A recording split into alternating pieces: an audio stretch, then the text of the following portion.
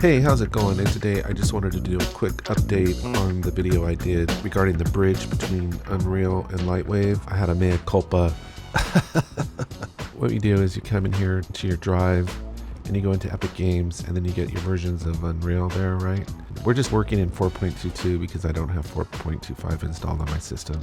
LightWave doesn't have a bridge yet to 4.26. Somehow the CEO at VizArt's not returning my calls, so pretty upset about that. I guess I'll just have another beer or something. We double click this and we go into Engine, come into Plugins, and we go into Editor. This folder here, the 4.22, this is in your LightWave folders. It's in your, under whatever version of LightWave that you have. You just copy and paste that. It's under third-party plugin. I showed that in the other video, 4.22. And this was my mea culpa, was you double click on this, double click on that, and then you click on the bridge. I had said in the other video, I put enable by default, but it's actually enabled by default. So you got to add this line of code to by way of Notepad, and you save that, and that way you don't have to keep restarting Unreal every time that you try to do the bridge in LightWave. Sorry about that. Anyway, I felt I wanted to go over that. But when I did the last video, so here we are in LightWave 2020, what I found out in LightWave 2020.0.2, I left off where I showed you how to get a model from LightWave over to Unreal, but none of the materials were going, and so I was so I'm looking into that right now. So I'll just clear this scene out here. So we got a blank scene here. Now what I found out is that as long as Unreal is running, like Unreal, I've got Unreal 4.22 running right now, it needs to be running. And once you got the bridge installed on the Unreal side, where I was just showing you on the Epic Games side, once you got it in the correct folder and Unreal is up and running, the bridge should connect, right? If I come in here to in-out interchange, and I go open Unreal Bridge and I go connect, it opens because I've got the folder where it's supposed to be and all that. Okay, now I'm just going to show you something real quick. Okay, and I'm just finding this out one step at a time. Okay, so anyway, go into Model and I'll go into Geometry and I'll just go into, let me just get a cube, okay? And we'll just get a cube right there.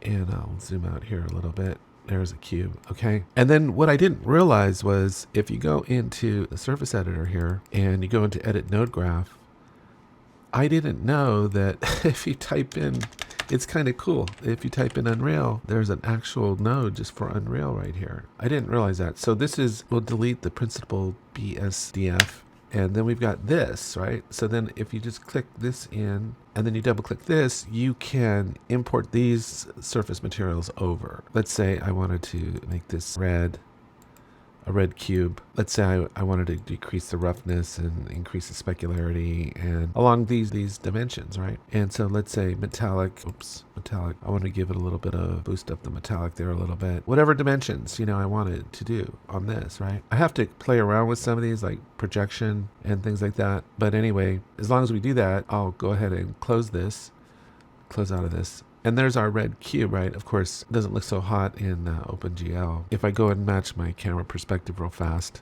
and then I switch to camera, and then I go to VPR, I can get a better look at what the material that I created, right? All we have to do is, if I go into the in-out interchange again, and I go into Open Unreal Bridge, I can literally just click send, and then let's pop over into Unreal and see what's going on. There's my material, and I bring it up.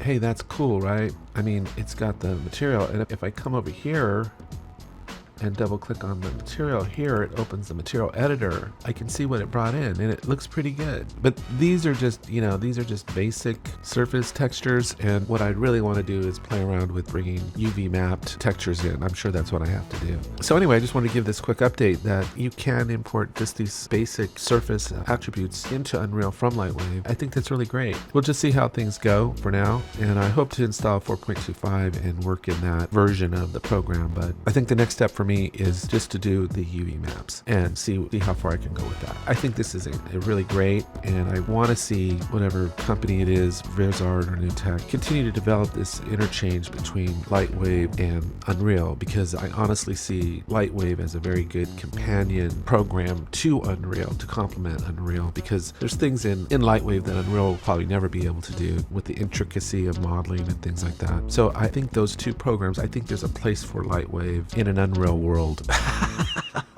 Okay, anyway, thanks a lot. I'll talk to you next time.